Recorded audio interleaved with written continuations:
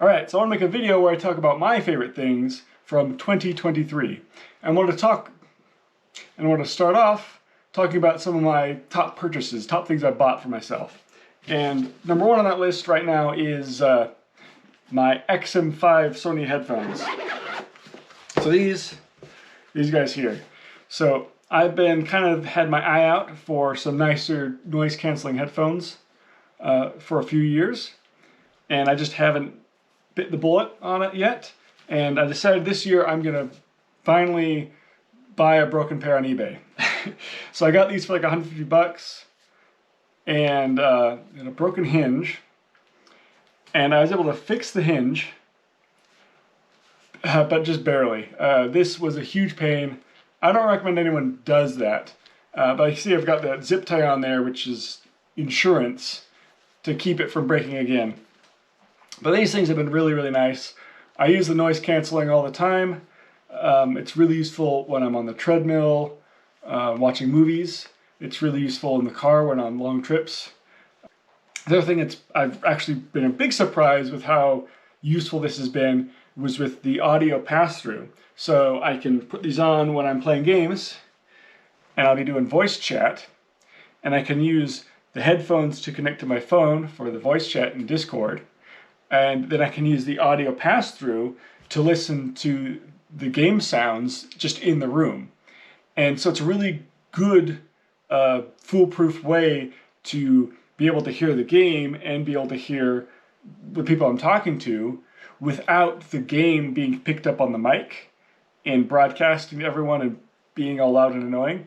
It's worked really, really well where I'm able to hear the game clearly, I'm able to hear people clearly, and everything is just really good quality for that. And it made for a surprising, really nice solution to that annoyance. So that's one of my favorite things about those. So that's been a really good purchase. Another thing I bought this year, I had Lasik. This represents Lasik. These are eye drops. So Lasik is definitely the most expensive thing I bought for myself this year. And yeah, it's changed my relationship with eye drops quite a lot. And it's been really, really nice. My eyes have basically never been better than they are right now. I can see better than I've ever been able to see. One of the reasons why I started thinking about it was a few years ago when backpacking, I went out swimming, and what should have been a kind of fun experience ended up making me feel tethered, because I had to leave my glasses out on the beach. It's not really a beach, just out on the shore. So I couldn't, because if I had to try to wear them in the water and they fell in the water, they would be gone forever. And I'm, 14 miles in the backcountry, a whole day's hike from anything. Like losing my glasses are not an option. So I'm leaving my glasses on the shore, and I'm out in the water, and I can't see anything. I can't see the shore. I can't go out swimming in the open water because I feel like I can't even trust to know which way to go if I feel like I need to go back to shore or something. It was not a very good experience, and I realized I wanted to be able to enjoy experiences like that. And so that's kind of when I started thinking about Lasik, and it's been really, really great. I did not have to think about how I'm going to see. I don't have to clean my glasses every time I sit down to play a game or watch a movie to make sure I get the most out of the experience, because my eyes are just, I can see. So that's been a really great purchase. Next up, I want to go over these are more tools. So this here is a tire pressure pump, and along with it I've got a tire plug kit, puncture kit. So I bought this thing for my mountain board tires, just as a convenient way to use them, or to fill them up, instead of hauling out a pump. And anyway, I got a flat and on my way back from Montana in the middle of the night. So I am tired, but I'm dealing with this right now. This is a very flat tire. It's not supposed to be horizontal like this. And this thing basically saved my butt. It came to the rescue, and it was like 60 bucks or something. This is definitely one of the best things I bought this year in terms of tools. And yeah, really good purchase that came in clutch and saved my butt. Let's see. Okay, here's another good one. Another good tool I got this year, my GoPro. I'm recording this video with my new GoPro. I've been wanting to replace my old Canon point-and-shoot camera for a while now. I think it's 8 years old. I wanted something with a better audio solution. I wanted something with an external mic option, so I could plug in a mic and have the option to use separate audio without having to deal with editing together two files, you know, syncing audio and stuff. So I wanted a camera that could have external audio. And I found this GoPro Media Creator Kit bundle thing. And I got the whole bundle on eBay, I think for like 200 bucks, 150 bucks. Something really crazy low. It wasn't even broken. Didn't have to fix anything this time. And comes with the camera, it comes with the Volta little tripod that charges it. It comes with the Media Mod, which has a built-in upgraded microphone on it, front and rear, and it has pass-through for charging, and it's got the external mic input. So it's got all the things I was looking for, and it's just, the built-in audio quality is really, really good. The camera has noise cancellation, which for a lot of things, that's not a replacement for just a really good mic, but for me and the content I make, which is really quick and dirty, that's a very, very welcome thing to have. And anyway, it's been a really, really great purchase. Okay, next up for tools. This isn't a purchase so much, or even a thing, but as I work in IT, sometimes my tools are more like tips and tricks. And this newest one I picked up is Ctrl+Shift+Escape. So instead of opening the Task Manager through Ctrl+Alt+Delete and then pressing on the screen Task Manager, you can get to it directly by doing Ctrl+Shift+Escape. And it's a lot more nifty and foolproof and quicker way to do it. And that's, every time I do that, I feel like I'm doing some secret thing that no one knows about to make my job like a millisecond faster. But it's still one of my favorite new tools in my tool belt that I learned in the last year. So those are all my tools and purchases. One thing I learned, this is a concept I learned this year that I really like, and this is the idea of the half-life of knowledge. So everyone knows about the half-life idea from radioactive decay and the half-life of radioactive isotopes and that sort of thing.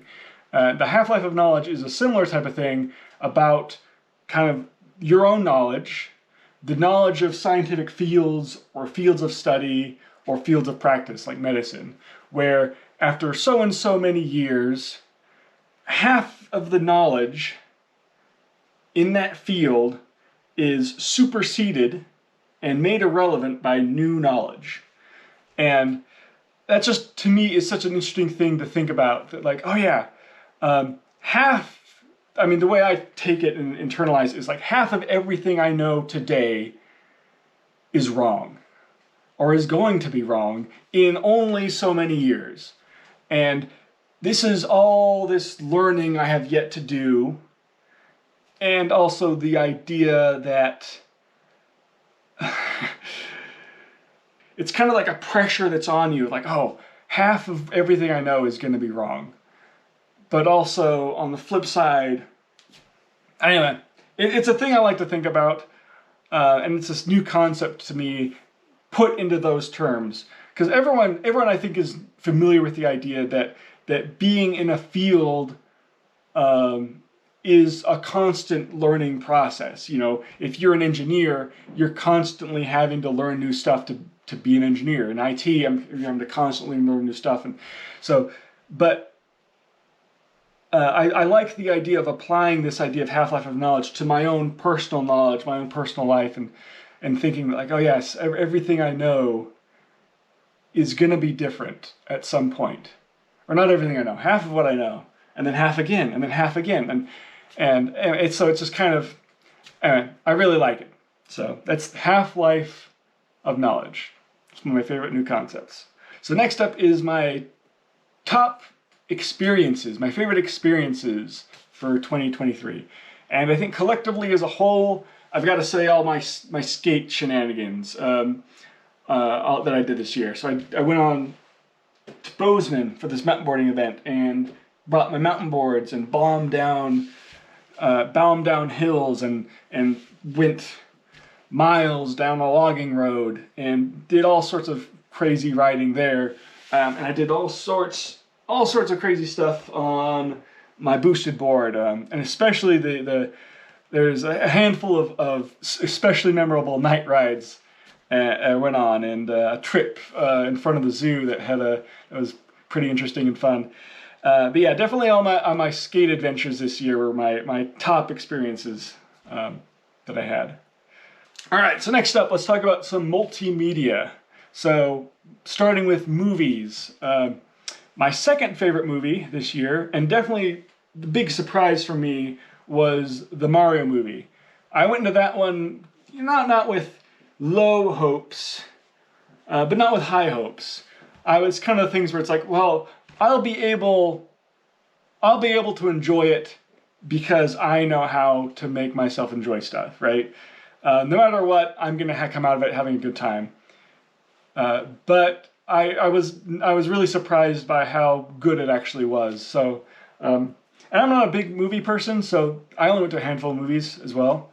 But of the movies I went to, that was definitely the big surprise. The number one movie was the new Spiderverse movie. So the first Spiderverse movie is definitely, in my mind, yeah, it's definitely a top 15, maybe top 10 film for me of all time. It's really, I feel like it's just so deep, and it's just so visually communicative, and anyway, it's just got so much to engage with. And the new Spider-Verse, disappointing that it was a two-parter that's have to wait so long for the next part, but it was definitely my favorite movie of the year. So for shorts, I have a favorite short movie. I like browsing short movies on YouTube every once in a while, and there's one that stood out this year that I thought was good to mention, and it's Record Highs. It's just a really nice little short with frogs that are competing for high jump, and it's very interesting and fun. For TV shows, didn't do a lot of TV shows this year, but definitely for me was the Swordsmith Village arc for Demon Slayer. That was my number one show this year. So next up, music. I don't typically listen to a lot of music, but I listened to quite a bit this year, and I felt like it's worth trying on 3 songs, right? So top songs for me this year is from C418, right? C418 Figure 8. So C418 does some of the Minecraft songs that everyone knows now, and Figure 8 really caught my attention this year and was one of my favorites throughout the year. From Toxic Avenger, we have Spaced.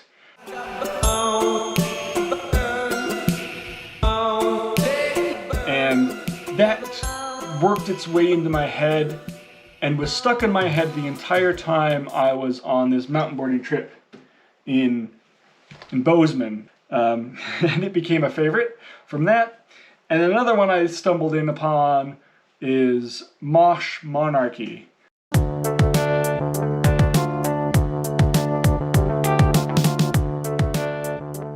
So those are the 3 songs for games. Oh, games. Okay. There was one game that was so good because it was such a surprise and so unexpected and so out of the blue. Metroid Prime Remaster. So this is my runner-up, but it's definitely worth mentioning just because of how it came to be, how it just showed up out of the blue one day.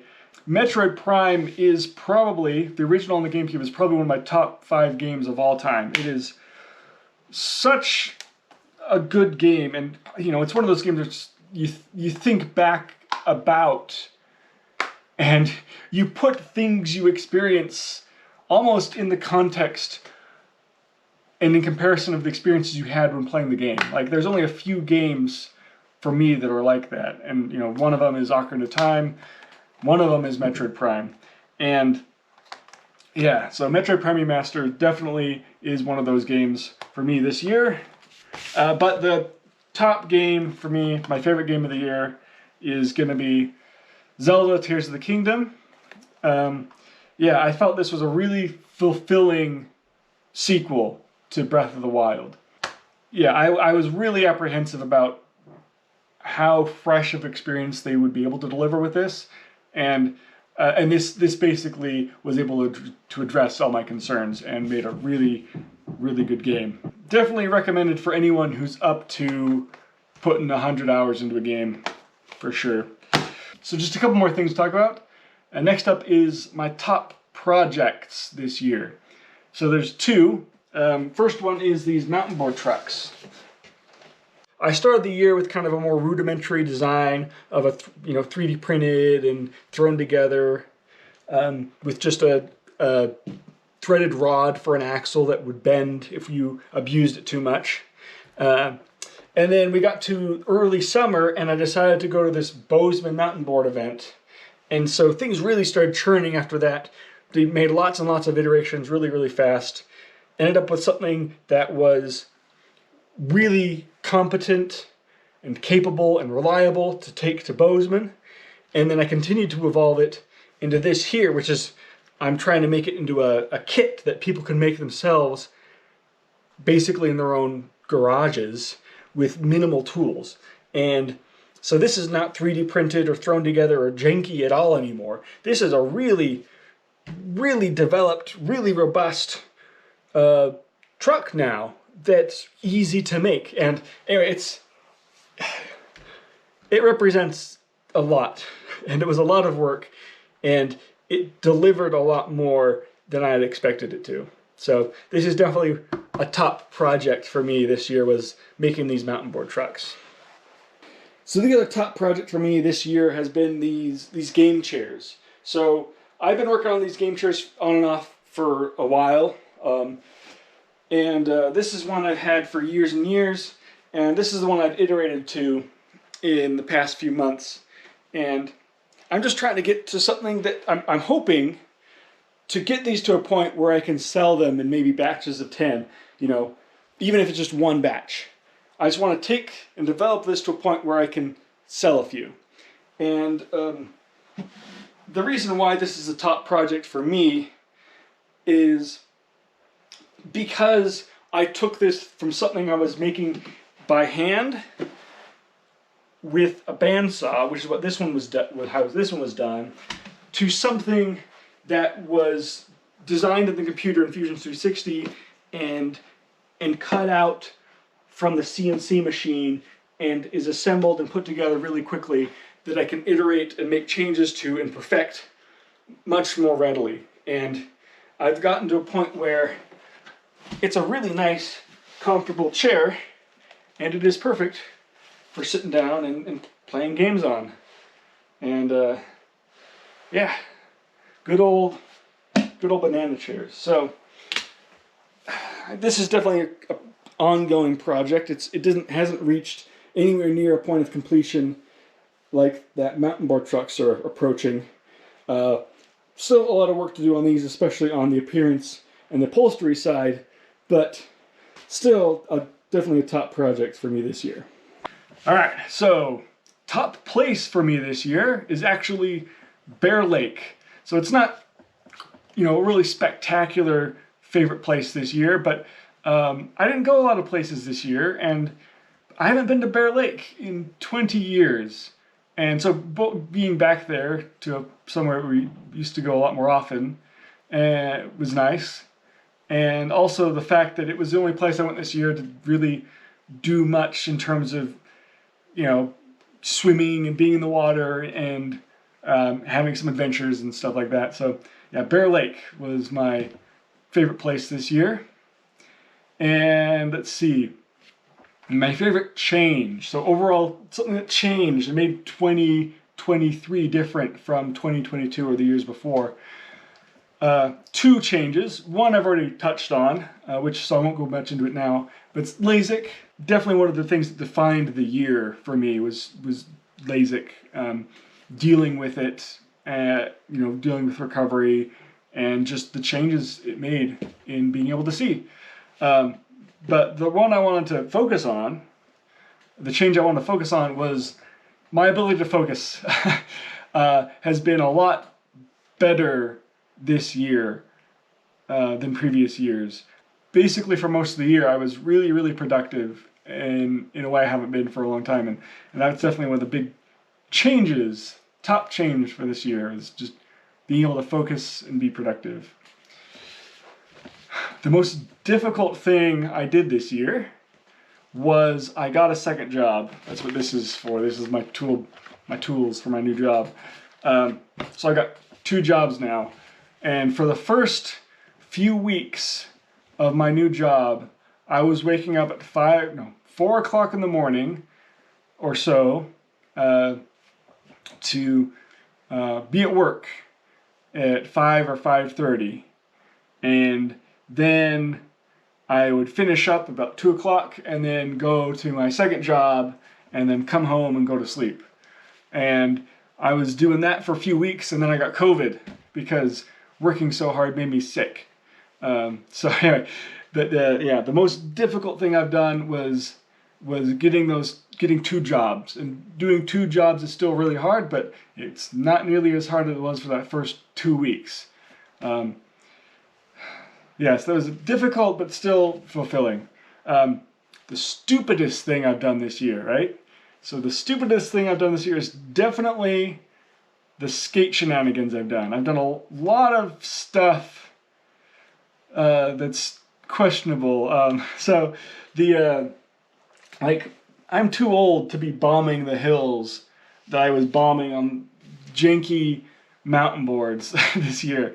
I took this board, it's called the turf board, and I just bombed the race course on that thing, which was one of the stupidest things I've done. But basically, yeah, I overplayed my hand on a lot of my skate trips this year. And so collectively, again, I'll say all my skate shenanigans were some of the stupidest things I've done this year. And to top the list off, I'm going to talk about something I regret for 2023, and probably the biggest regret of 2023 was that I wasn't able to do a backpacking trip this year, or in fact do any sort of campouts with friends at all this year, which is the first time, this is the first year I haven't been able to do that in probably 15 years. So that's probably the biggest regret and the biggest disappointment of the year was not managing to do something along those lines, in that vein of going camping or backpacking with some buddies. So there we go. That's my year in review, my top things of 2023, and some adjacent topics. There we go. Happy New Year, and here's looking forward to 2024.